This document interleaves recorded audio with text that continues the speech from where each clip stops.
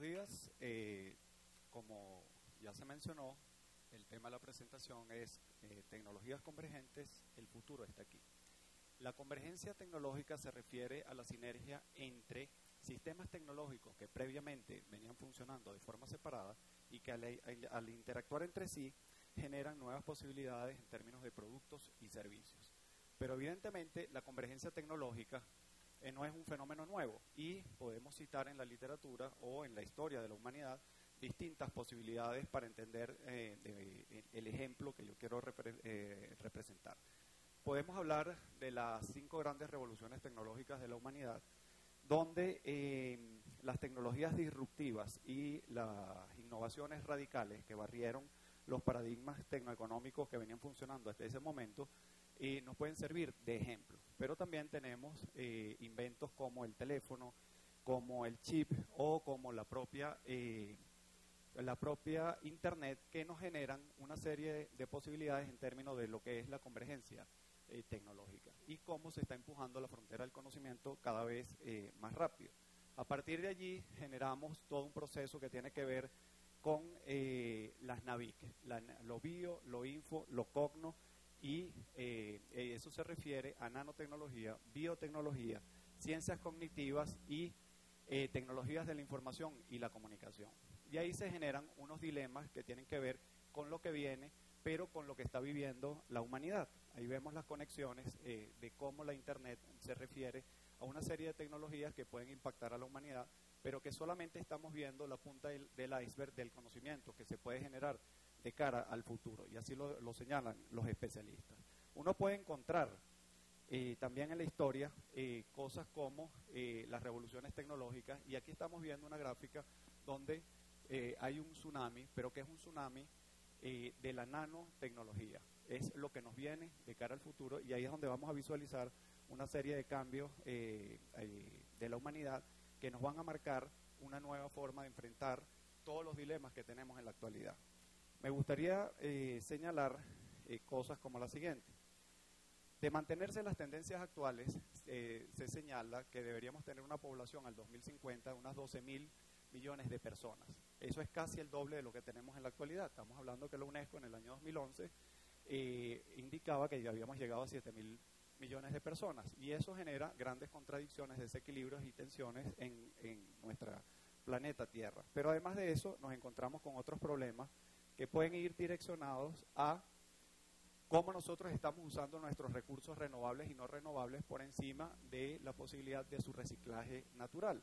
Pero además de ello tenemos otro tipo de problemas que van dirigidos a la contaminación de nuestro querido planeta Tierra, y eso tiene que ver con el dilema de tecnociencia y sociedad, tiene que ver con el dilema de cómo toda la contaminación que se está estructurando en este momento en nuestro planeta Tierra, en este siglo XXI, choca con el primer escenario que les había comentado de una serie de posibilidades y habilitaciones que tendrían estas tecnologías convergentes, que se presenta como una gran promesa de resolución de estos problemas, y allí viene un cambio importante. Pero ¿cómo se demuestra esto en términos de indicadores que nos pudiesen permitir entender un poco lo que yo les estoy diciendo? Veamos aquí algunos ejemplos.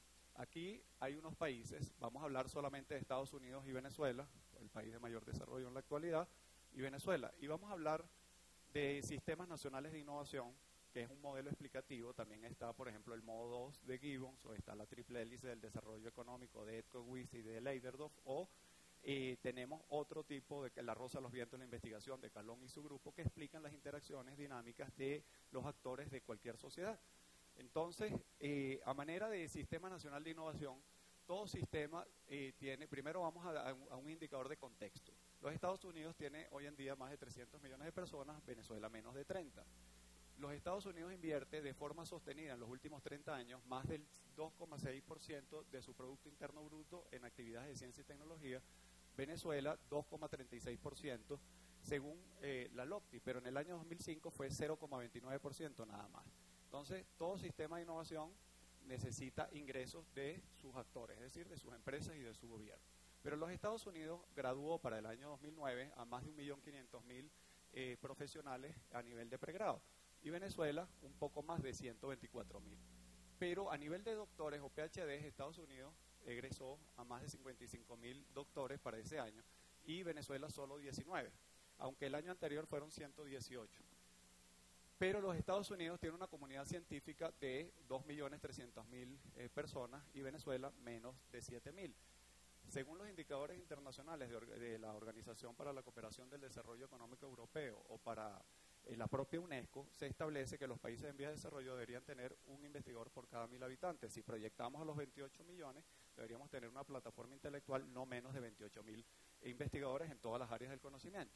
Pero es aún más grave lo que les estoy diciendo, puesto que Estados Unidos tiene el 34% del total de los científicos a nivel mundial. ¿Qué significa esto? En el UNESCO Science Report del 2010, la referencia que se utilizaba es que, que hay aproximadamente 7 millones de científicos. Si metemos eso en la ecuación, tendríamos 1 millón de investigadores por cada 1.000 millones de personas. Ese sería más o menos el equivalente. Pero más dramático aún es que en el polo europeo, lo que es Alemania, Reino Unido, Francia, Italia y España tienen aproximadamente, y el resto de los países evidentemente, pero aquí es donde hay mayor concentración de investigadores, tienen aproximadamente un 30% de los investigadores del mundo. Y si nos vamos a la otra pata del norte, los países asiáticos, estaríamos hablando de China, de Japón, de la India y de Corea del Sur, fundamentalmente tendríamos un 29% del total de los científicos que hay en el mundo. Significa que el 94% del total de científicos del planeta Tierra no solamente está en los países del norte, por eso se habla de norte-sur, de centros-periferia, de países desarrollados, países en vías de desarrollo, etcétera, etcétera. El asunto es que el conocimiento está allí, pero no solamente es eso. Veamos la producción en términos de artículos científicos. Estados Unidos produjo para el mismo año de referencia cerca de 400.000 artículos en la base de datos más importante, el Web of Science, el Science Citation Index y las otras dos bases de datos. Venezuela produjo, y eso significa casi el 30% de todas las publicaciones del mundo. Y Venezuela produjo 1.535 trabajos, que significa el 0,11% del total de las publicaciones mundiales. Pero además de eso, América Latina, desde México hasta las Pampas Argentinas, tenemos aproximadamente 568 millones de personas, casi el doble que los Estados Unidos, y solamente producimos el 2% de las publicaciones del mundo, y además tenemos menos de 400.000 científicos en toda la región, siendo Brasil el país que casi duplica al resto en el total de los indicadores. Si vamos a las patentes solicitadas, fíjense que aquí estamos cerca de 456.000 patentes solicitadas, y el número en anaranjado significa patentes de residentes, es decir, de actores de los Estados Unidos. Veamos aquí entonces el dato en Venezuela. Estamos hablando de que hubo 128 solicitudes de patentes de residentes y las 2.900 se refieren a patentes de extranjeros multinacionales que vendrían a patentar aquí. Y las otorgadas, sabemos que estos son procesos que pueden durar 2 años aproximadamente, estamos hablando de 191.000 y cerca de 100.000 son de residentes en los Estados Unidos.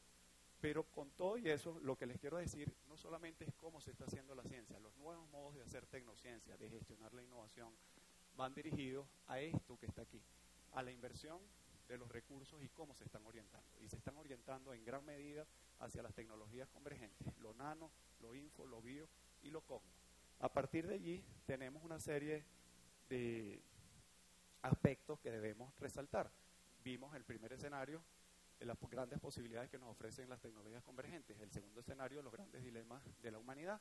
El tercer escenario, cómo se está gestionando las tecnologías en este momento y cómo se están direccionando.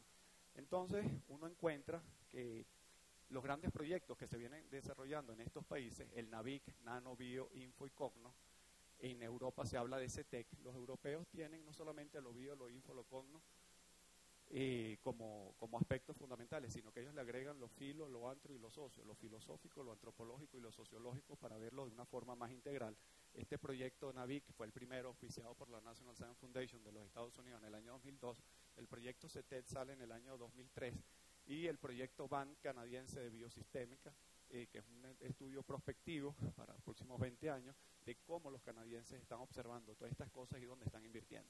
Pero lo más importante aún en términos de lo que sería la dominación en los próximos años, de cómo se van a generar los nuevos productos que van a intentar solucionar los problemas de la humanidad, va dirigido a esos procesos de inversión que se están haciendo. Y las primeras 500 grandes empresas a nivel mundial que fundamentalmente están en estos países centrales, están invirtiendo en nanotecnología de frente. El nivel nanométrico, es decir, una milmillonésima parte de un metro, que no es lo mismo hablar de nanociencia que de nanotecnología. Nanociencia es que tenemos ya el conocimiento, pero todavía no hemos generado las nanoherramientas que nos van a ayudar a generar esos productos que van a impactar en el futuro inmediato.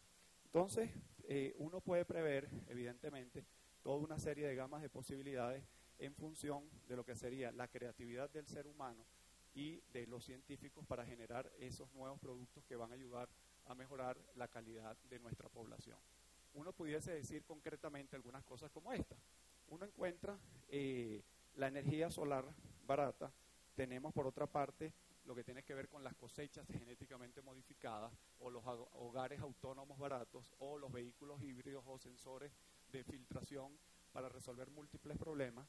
Pero aquí caemos también en un aspecto que ya sería lo siguiente: ¿cómo nosotros podemos pensar que el futuro inmediato, al 2020, al 2035, al 2050, pudiese estar generando una serie de posibilidades? Uno ve los nanorobots que pudiesen ingresar a nuestro cuerpo humano.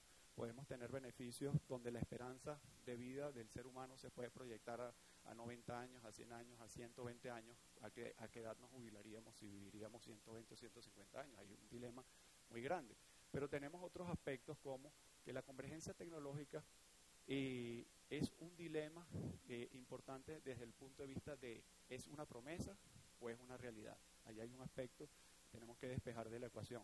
Y uno puede encontrar, pensando que el ser humano tiene esas grandes capacidades, de cómo nosotros vamos a mirar el futuro. Y aquí encontramos un ejemplo de ello. Imagínense la sociedad caraqueña en el 2050 y nosotros, una familia cualquiera, se levanta por la mañana, desayuna y le gustaría ir a ver la final del Abierto de Australia, es decir, al otro lado del mundo. Y ya no utilizamos un avión convencional, sino utilizaríamos una nave espacial, sale de la atmósfera, ingresamos a la atmósfera y estamos en Australia en menos de 2 horas.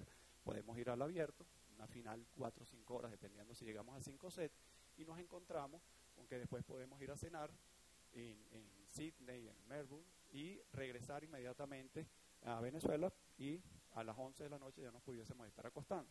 Pero además de eso, imagínense ustedes una sociedad en la cual uno quisiera ir o llevar a nuestros hijos a un evento tipo Disney en una ciudad, pero una ciudad marina, donde nosotros pudiésemos contar no solamente con todas las comodidades, sino que ahí habría autogestión en términos de los recursos energéticos, de los recursos alimenticios y de los recursos, evidentemente, para que esa familia pueda estar perfectamente cómoda. Pero imagínense ustedes los alertas tecnológicos que pudiésemos tener en ese momento, donde un evento climatológico como un tsunami o un huracán, ¿verdad?, pudiese estar de forma temprana ya con las alertas en esta ciudad y se pueda desplazar sobre aguas tranquilas para, evidentemente, que no suceda absolutamente nada. Pero también nos pudiésemos imaginar ciudades submarinas donde los seres humanos, por esa alta población que tendríamos en ese momento de más de 12.000 millones de personas, donde en la parte de arriba, en la superficie, nosotros generamos todo lo que tiene que ver con la energía y con la alimentación, pero estamos conectados también con la parte submarina y evidentemente también se pudiese desplazar. Y mirando más aún el futuro, uno pudiese pensar que pudiésemos tener una ciudad, pero ya no solamente en la Tierra, sino en el espacio, con todas las posibilidades y requerimientos de autogestión, donde no solamente tendríamos la alimentación, sino todas las tecnologías que nos pudiesen ayudar a que ya el ser humano no solamente viva en la Tierra, sino que esté en ciudades futurísticas como esta. ¿Ciencia ficción o realidad? Tenemos el conocimiento en este momento y las nanotecnologías con los nanomateriales, con productos mucho más flexibles y más fuertes que lo que se producen que se producían recientemente, tendríamos aquí una gama de posibilidades de cara al futuro y yo creo en esto. Muchas gracias.